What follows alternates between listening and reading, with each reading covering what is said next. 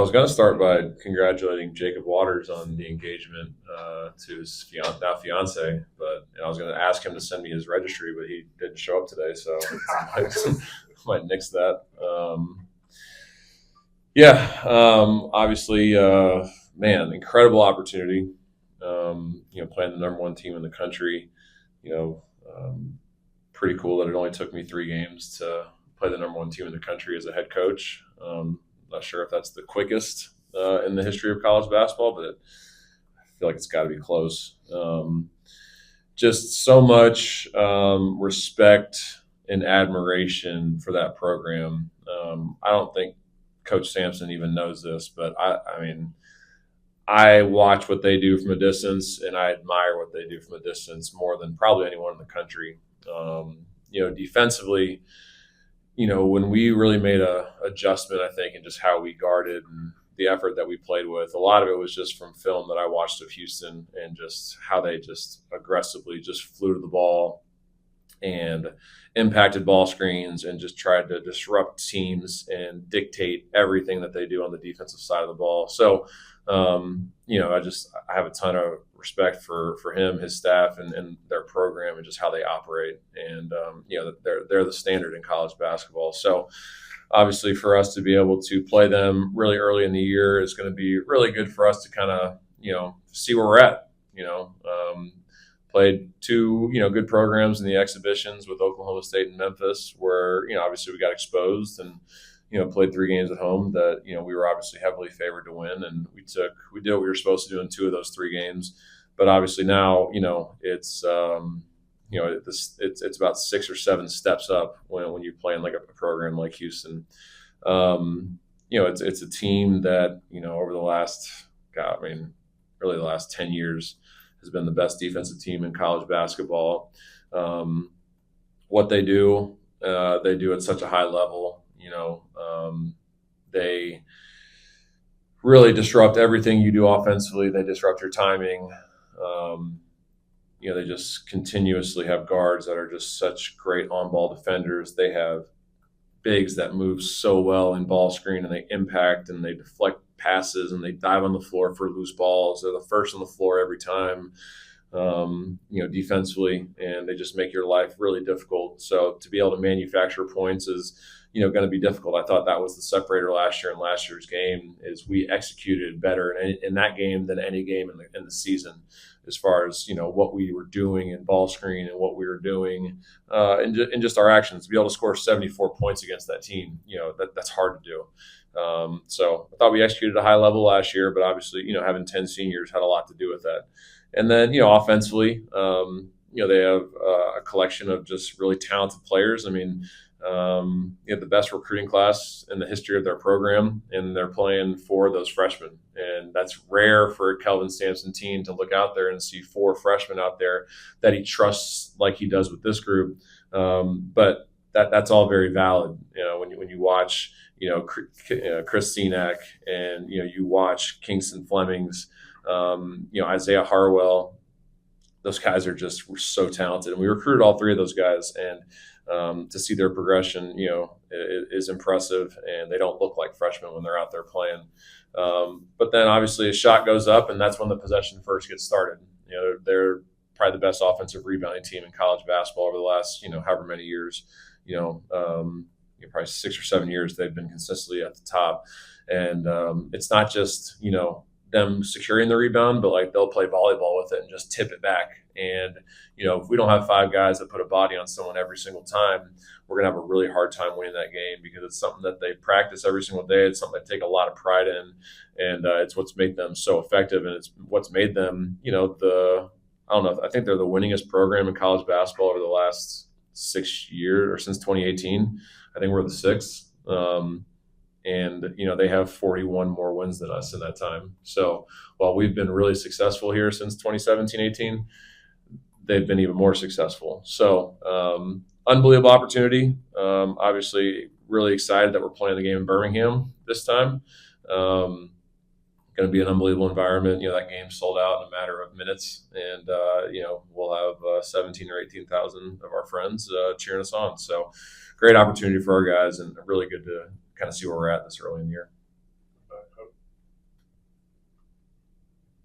Steven, I guess, is there any way to prepare some of these guys that are brand new to this level of basketball, what they're going to get on Sunday, or what they're going to face, or do you sort of expect, hey, the first few minutes, 10 minutes, who knows how long there's just going to be an adjustment period for maybe a little bit? Yeah, I mean, I love our walk-ons, Joe O'Shea and CJ and Reed and Bradley and Jeremiah and you know um, Drake, but they can't simulate. No one can simulate what Houston does at that level. Unless we were to go, even if we went best on best, we can't even simulate it because what they do is just so unique, and they play with a different level of fire and a different level of energy and passion. But the good news is we have three guys that played against them last year that can speak to it, right? Tahad played against them, KO played against them, and Keyshawn Hall played against them. So those three guys all can tell our guys, listen, this is what it's going to be for 40 minutes. It's not one possession, it's not 5 possessions, it's not 10 possessions. If it's a 65 possession game, it is every single possession. That's how they play. So it's good that we have a couple guys that have experienced it that can at least speak to it to tell the rest of our guys, you obviously gotta lace them up because these guys are coming every single possession with a different level of fire that we got to be prepared for, and we got to obviously be willing to take it on. It's going to be one of those games where you got to just continue to defend, right? That they are so good defensively that they'll hold you for a couple minutes without a point. You can't let your offense dictate your defense in this game. It's a game where you have to be locked in defensively for 40 minutes because offensively you're going to struggle because that's why they're so good. But if you can stay true defensively and hang in there and limit their second chance opportunities, that helps improve your chances. But obviously it's going to be an incredibly challenging task, but it's one our guys are excited about. Last year when you guys came back and beat them, it was like 30-something points in the last 10 minutes, and the tie was a huge part of that, and his pace pushing out the floor. How big do you think that is, having your point guard back and knowing that he was so instrumental last season, but he's a guy that really likes to get out and go, especially against this Houston defense? Yeah, I mean he obviously had a lot of success against them last year, and I would imagine knowing how detailed they are in their scouting reports that they're going to do everything they can and not let him do it again. And Todd knows that. They're going to get after him in ball screens, and they're going to make adjustments. But for Todd to be able to speak to it as our point guard is it helps. But like we all said, you can't really talk about it until you actually go up against it and see it in game time. So. Pushing the tempo late was really good. I thought our guards did a good job of wearing them down throughout the game. And, I thought our guards were just, we played 10 guys that game. And, I thought at the end of the game, it obviously showed, and we were able to execute things at a pretty high level. It obviously helps when you have guys like Janai and those guys out there. Janai played great in that game. I think he was like 10 for 11 from two. But we got him really good looks around the rim, and Todd made a bunch of tough shots. Chad made some tough ones late, but I thought more than anything we just continued to guard throughout the game and found a way to just hang in there when they were making their runs, and ultimately we were able to find a way late to get a good win. The Houston's backcourt, you mentioned Flemings, but they've got some experience back there as well. How do you prepare for that group, and what kind of challenges do they bring with Sharp and who's in? I mean, Sharp's obviously one of the best shooters in college basketball, and he's a guy that you just you can't lose sight of at any point. Last year I think he hit 3 threes against us, and 2 of them were in transition where we just completely lost him, and one of them was we miscommunicated a switch, and I think Chaney left the ball and he was wide open for a shot, and so you got to do a great job of identifying him in transition, and then anytime you do switch, you got to make sure you stay locked in on that matchup because when they penetrate, they're really looking for him. And they do a great job of setting pin downs for him to try and find ways to get open for him. Uzan is probably their most NBA people really look at him as a phenomenal NBA prospect because he's able to get downhill and finish, but he's got a 3-to-1 assist turnover ratio. So assists the ball at a really high rate, and he's got great size. He's a good defender. Those 2 guys are obviously returning from a Final Four team, national runner-up team. And, they also have, 3 guys coming off the bench that, as soon as they get in the game, they're as good of a scorer as anybody with, Isaiah Harwell, Mercy Miller, and Ramon Walker. They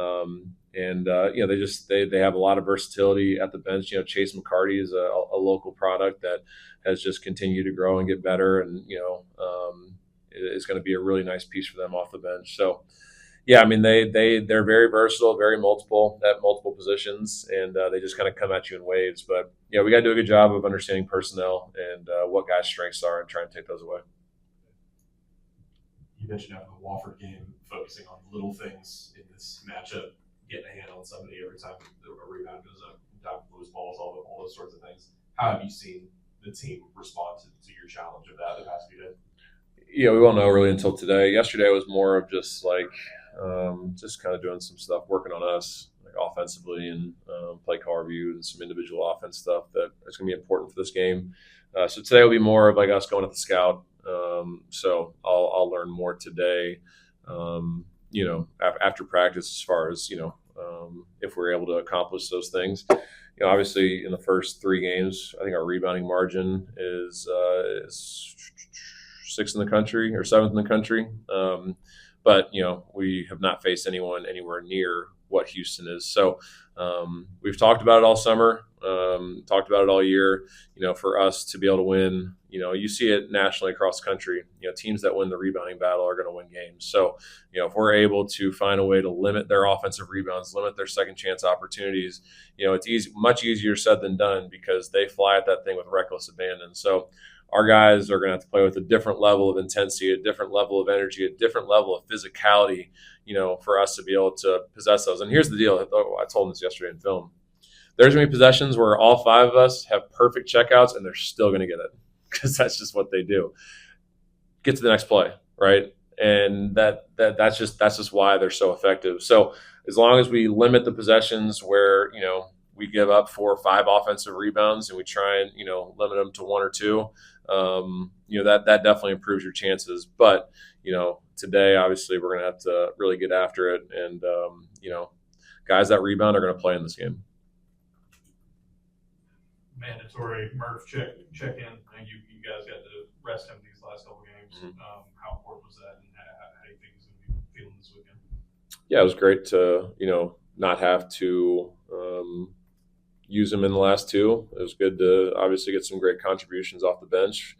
Our bigs did a pretty good job. Mick and Phillip and Sebastian and Key did a good job of handling the lion's share of minutes.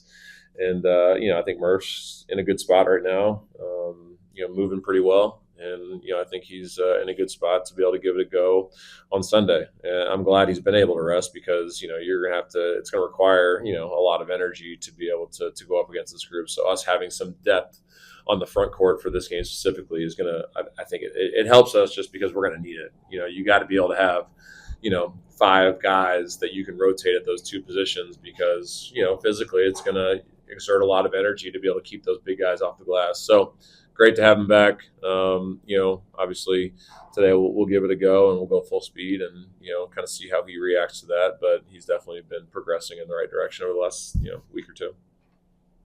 Yeah. Keyshawn, having experience against Houston last season, I mean, how important is that? We talk about Todd having seen these guys, the fact that Keyshawn, I know Cato didn't get to play in that game, but you've got some guys that are really familiar with them. How helpful is that? Yeah, I mean, it's good. It's helpful because they just know what to expect more than anything, and they can communicate that to their teammates. That and then just going through the film yesterday and all the teaching points that we had shown them, all those guys are nodding their heads because they're like, yeah, that's stuff that we have to work on. It's stuff that we got to be really good at in order for us to have a chance to compete and win in the game. So it's valuable because you really don't know until you know, and those 3 guys know because they've seen it live or seen it in person. So. Keyshawn obviously understands that the level of physicality in this game is going to be way different than the level of physicality in the first 3 games. And, he drew 27 fouls in the first 3 games. So there was a lot of physicality in those games, but I told our guys, like, don't expect to get bailed out with fouls in this game. Like, you got to go in there looking to finish everything, and don't expect a whistle, because they're going to let you guys play in this game. And we just got to do a great job of playing through contact, playing physically offensively, finishing through contact, and not looking for whistles, because they're going to let us play big boy basketball, and our guys got to be ready to step up to the challenge.